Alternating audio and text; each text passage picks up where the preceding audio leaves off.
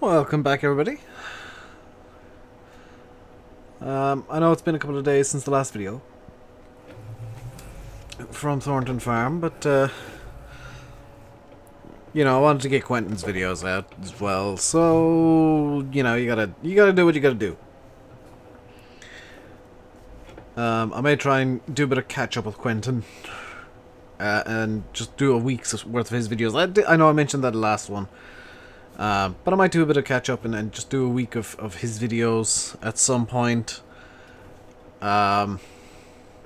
So that basically you guys aren't getting the same kind of stuff going on at the same time, because I know both series are kind of synced up, and he's been working on silage in the spring, and a lot of mowing has been happening and stuff like that, because I've been watching those videos. I enjoy watching those videos myself.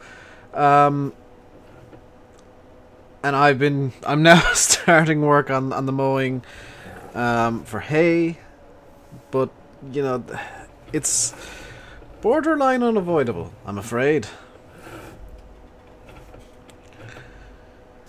Now we are, I think, making good progress through this field, and hopefully we'll have. I just realized I need to check if we actually have a tedder that's gonna do this, because the last guy did mulch hay, which is basically just leave the hay, leave the grass out on the ground and hope for the best. I probably should have gone around that telephone pole. How do I want to do that now? Because I've screwed up now, and let's spin around and get that sorted out. This mower, I am really fond of this mower. I really like it. It's possibly a bit thinner than the butterflies, but the fact that it drops its own windrows is definitely a good idea.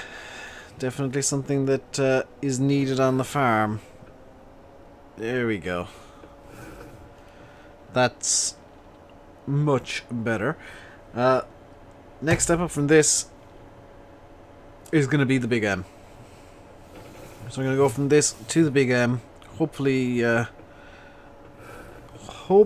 before we move on somewhere else. And the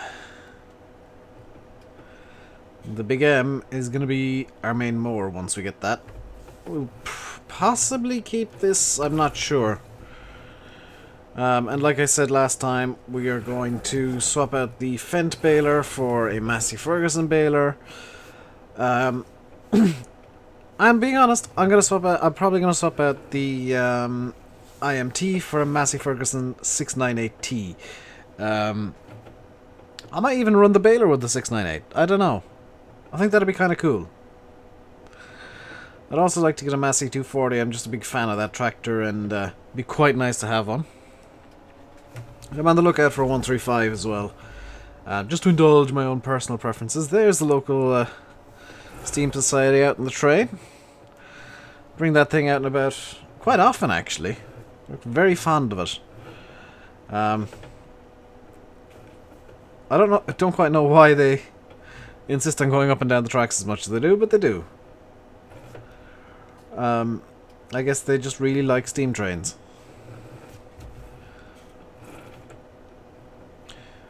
So we are doing, I think we're going well with the mowing. I'm just gonna zip through here and kinda knock a bit off what we're gonna have to mow. Or add a bit on, I guess, in the future. I wanna try and keep the line somewhat parallel overall. There we go. We should be able to just skip through again. The express should be coming through soon, actually. The next express train should be coming along the tracks any moment. Hopefully while we're actually still here. I'd quite like to have the express pass by while we're mowing. That thing is pretty cool to watch.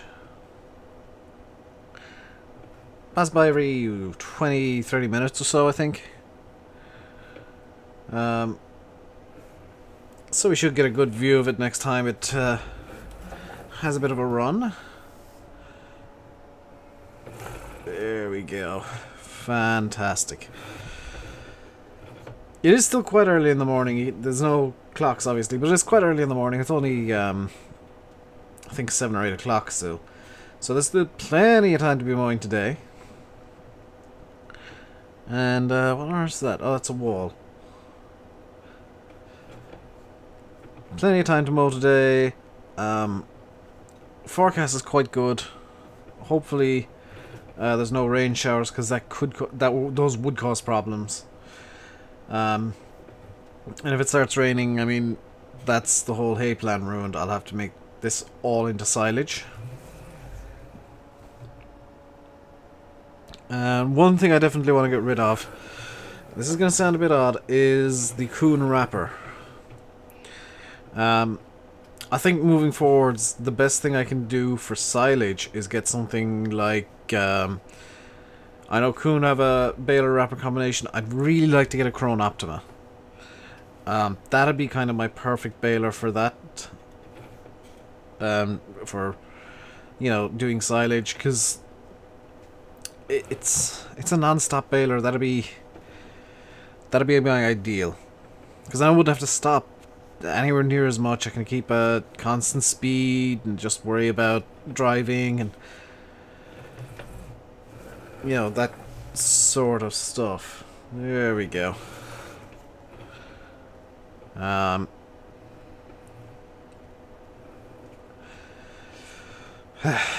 Bubba is due to arrive the coming days, and he might be able to help out with the hay if we're still working it.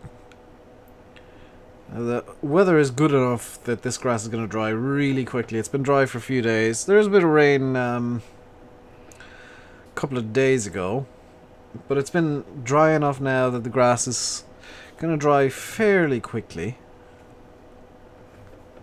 I mean, running it over with the tether would definitely help.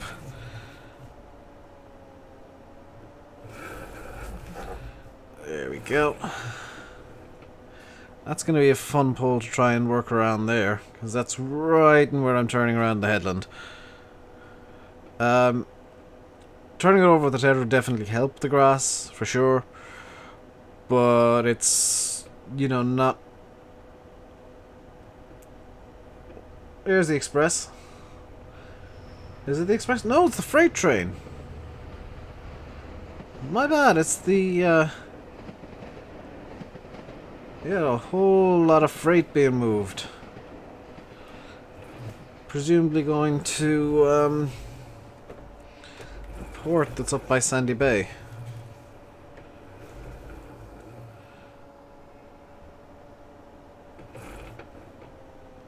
I do apologize.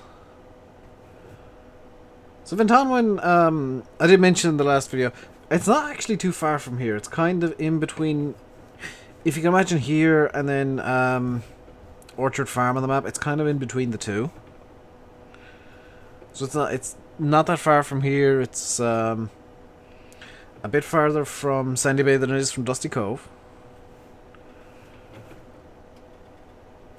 So it should be pretty easy to get to. It's actually, I think, quite close to Dusty Cove. It's in between, yeah, it's in between Dusty Cove and Orchard Farm. I do apologise. It's actually a reasonable distance from here. Well, how are we doing there? Good, good, good, good, good.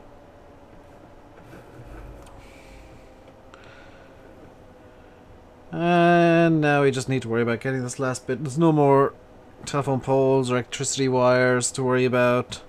In this field, there's, I think, one maybe in the next field. Yeah, one in the next field, and I think that's it for all the mowing, I think.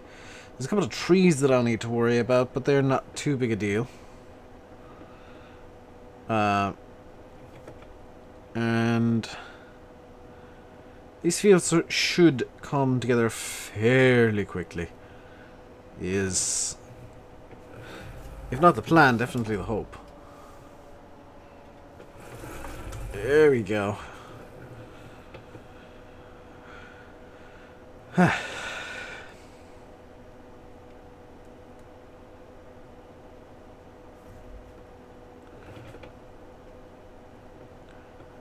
So I will admit that mowing isn't... yeah, it's not the most exciting thing in the world. I find it very relaxing, though. It's nice and relaxing to just kind of sit back in your mower, and not have to worry about most of the world. You just need to worry about that strip of land straight ahead of you, maybe the bit beside you as well. Because, I mean, you mow and you're just worrying about the grass. You don't need to worry about what's going on in that field over there to the right, or that field up on the hill, or the field across the road. You're just worrying about this one field, and we'll worry about the field behind us in a few moments, hopefully. Hopefully we'll get into that field in this video. If not, well, it's not the end of the world. Is it an inconvenience to me if we're a bit behind schedule? Because my schedule kind of is, or my plan is, this field right now. And it shouldn't take much more than this video to do this field. For sure. It should actually be done by the end of this video. And we should be moving into the next field at the start of the next video. Which I might time-lapse. I might get the drone up and just zip through that. And I think just to break up all the mowing, I'll TED these fields together and see what the hay is like. If the hay is good, I'll just windrow it immediately and get the baler in. Although we'll have to go nip over to the shop and swap the balers. I'm thinking my best bet is to put the Fendt baler, as stupid as this sounds, put the Fendt baler on the back of the IMT, drive the IMT over to the shop, sell both, because they do need to be sold. They're, you know, we're not keeping either of them, and then buy the 698T and the Massey baler, and then drive them back, and pretty much bring them straight into the field. I think that's the best bet. I think I might need to get a tether somewhere in the middle of all this. A reasonably wide one, which I don't know if we can afford. If we can't, that's not a big deal. I can take a real quick break from mowing and tedding and, you know, doing farm work, and just load up a trailer full of pallets. There's a lot of planks that need to be sold off. I can load up a trailer full of planks at the industrial estate and just worry about that. Bring the planks over to the sawmill. Sawmill sells the planks off, and that's my problem sorted. Now we do also have a buttload of wood chips, which we can also sell off if, you know, we're running desperately low on money and the planks aren't enough. We can sell off the wood chips. Sell off a couple of trailer loads of that. That should cover all of my issues. We also, on top of that, have the boxes and the pallets, which I want to try and keep for the winter, but if I can't, that's not the end of the world. I can definitely bring a trailer load of pallets out of storage, or not pallets, but boxes out of storage. Just sell them straight off and replace them in the storage fairly sharpish. Here we go. Because that industrial estate is pretty much running 24/7, 365. There's no breaks for it unless it runs out of raw materials, which is why I go over to the woods every so often, just chop down a couple of trees, load them up onto the trailer, and bring them over to the place now, or to the industrial estate, just to make sure that it's topped up on trees. Now there are couple of places that we need to actually get the wood chipper back out. Now we don't own a wood chipper right now. I'm gonna buy one again. I'm gonna buy myself the big wood chipper, the one that I ended up using for the rest of the churchyard. I like that wood chipper. There's a bit more work to be done around the churchyard there. With regards to the wood chipper, there's a few trees left to cut down, and then we actually need to go over to the ruins of the castle over there. The council have told me about a couple of trees there that need to be done. There's a few trees in the just dotted around that need to be cut down, chipped up, and instead of storing the wood chips like I've been doing, I'm going to just sell them straight off. I have no need for any more wood chips than I currently have. In fact, I've currently got an excess, a ridiculous excess of wood chips. The sawmill that I'm running is actually producing an excess of wood chips over what it's taking in to fuel it. So we can just throw the wood chips straight into our burner at the yard and sell the electricity off to the grid. I mean, that's the plan there. The planks will have to go over to the sawmill. I've no place to sell them. The sawmill does. They'll pay us a bit of a premium for them. Obviously, they've got to make money off it as well, so they're going to sell me. They're going to give me about, you know, maybe about 2/3 of the price and slip a third off for themselves. That'll be that sorted. Could also, if we were being a bit stupid, just burn them. And be a bit cheeky about that, but no, I'd much prefer to try and keep as much money as I can. Trailers as well need to be thought about, because the trailer I currently have is very limited in terms of capacity, and of course we got a harvest coming up this year. We're going to be leasing a harvester for that. And the trailer I currently have just doesn't have the capacity to support a combine. It's great for wood chips, not so great for trying to support a harvester. I'm just going to get this bit of grass here that I missed before while I'm down here. Fantastic. We'll go up this side, why not? Doesn't particularly matter at this point because we'll be making quite tight turns otherwise. And the reason I haven't done this before is because, well, it would have been very, very, very, very, very wide turns that would just waste time. I'm trying to do this in a somewhat efficient manner at the very least. So, moving down here right now, good idea. And we'll go up and mow this side over here. We'll just run that into the windrow there. It doesn't matter too much. Nip a bit there. Fantastic. Almost as if I'd planned to do that. How are we doing for time? We got about 5 to 10 minutes left in the video here.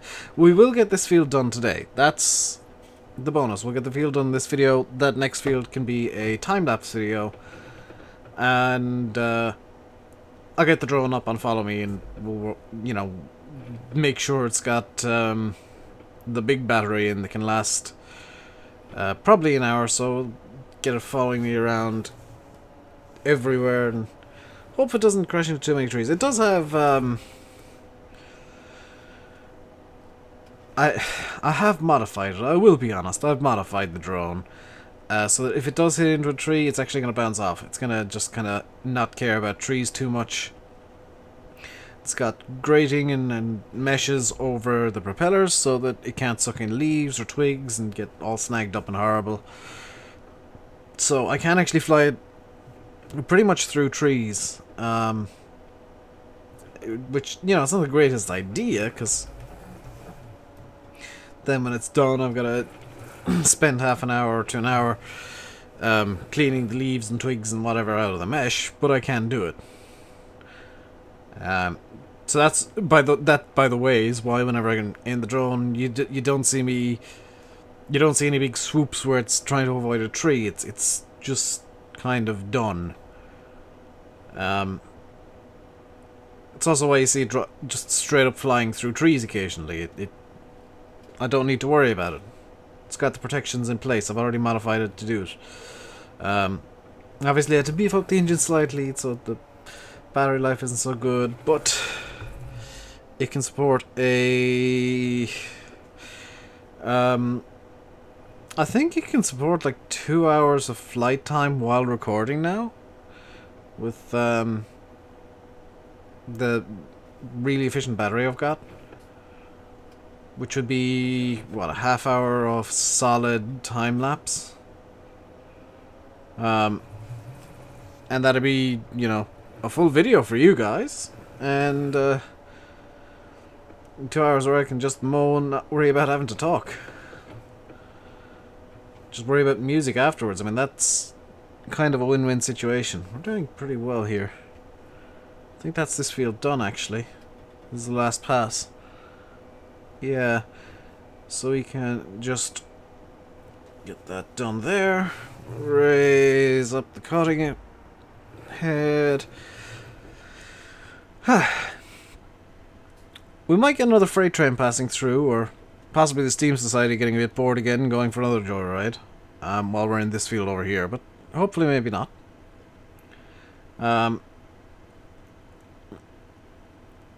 And perhaps we'll... Well, this field won't take 2 hours to do, this one over here. Definitely won't take 2 hours to do, so the time lapse that you'll be seeing on... this video's going up on Thursday, so it'll be Sunday-ish when you see the time lapse. I think. That'll be... Ooh. Uh-oh. Maybe I shouldn't have turned the mower on. Come on, free yourself, Massey.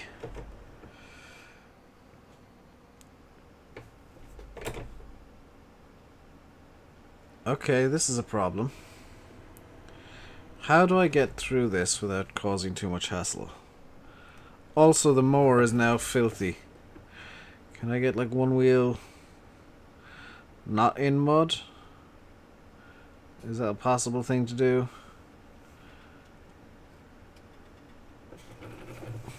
How did that mud get there? I mean, I know it's a low spot, but that's really inconvenient. Right, so we're free from the mud. Our mower is now filthy. That's going to be a problem for later. It can still cut, it's fine, there's no damage done. It's just very, very dirty. It's a dirty girl. But a dirty mower is a working mower. This is going to get stuck again, isn't it? If I go straight through this. Nope, she's quite happy going through that patch of mud. You can see that this field is a bit rougher than the last one in patches. Okay, that probably just raised the mowing head up off the ground entirely, did it? No, it didn't. Great. So yeah, this field's a bit rougher than the last one. It hasn't been cared for as much in the past. I guess if I really wanted to, I could just use the grasshopper and try and dump out all the grass over in that field. But it's easier, and definitely less time consuming. Believe it or not, because I've tried dumping out of the grasshopper already. It's easier and less time consuming to just use this mower and mow it up and ted it and windrow it and bale it all in this field. Now I'm going to look into getting a silage baler. Dedicated silage baler round bales. That would be kind of ideal for me and probably ideal for the farm, because then I could have hay going through one baler and grass going through another, and not need to worry about cross contamination. At the moment, the way things are going to work with the current setup is that hay and grass are going through the same baler, and there is potential for some cross-contamination of grass getting into hay bales and hay getting into grass bales for silage. Which, you know, that's not great. That's not perfect. So we're going to do 4 headlands on this field, and then we're going to go up and down, probably along this edge because it's a bit... Probably along this side because it's a bit less curvy than the other field. I know there's a big curve down at the end, but that's not a big deal. And while I don't particularly care about straight lines as such, you know, it is convenient to have them. Just saves a bit of time. When you're moving straight up and down, you can use GPS. You can just care about what's directly in front of you, as opposed to, oh, when am I gonna have to turn? You know, when am I gonna have to make that next turn to make sure that I'm getting all the grass? Am I making this turn too soon? Am I making this turn too late? Am I right? Am I turning too tight? Will I be able to get past in the next pass? And they're the kind of things that you need to worry about with a mower like this. And I actually maybe turned... it looks like I turned bang on time there.